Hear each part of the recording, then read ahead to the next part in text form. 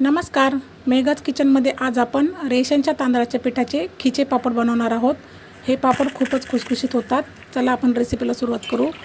त्यासाठी मी टोपात 3 वाट्या पाणी टाकून घेतलं। त्यातच आपण 1 चमचा पापड खार, 1 चमचा मीठ, 1 चमचा तेल आणि अर्धा चमचे जिरे टाकायचे।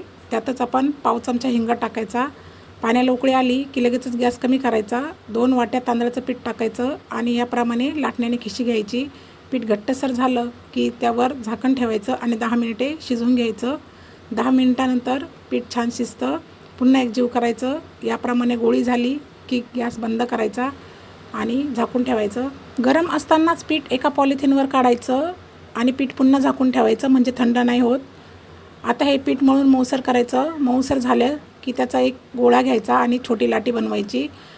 ही लाटी एका पॉलिथिनवर ठेवायची आणि लगेचच प्लेटने प्रेस करायचं।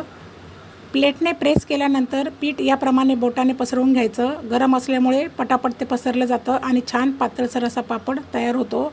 आता हे पापड आपण एका पॉलिथिनवर टाकून घेऊ। याप्रमाणे मी सर्व पापड बनवून घेतले आणि पंख्याच्या हवेखाली सुकत ठेवले। पापडाच्या कडा याप्रमाणे वरती झाल्यावर लगेचच पापड पलटी करून घेतले आणि 3 दिवस सुकून घेतले।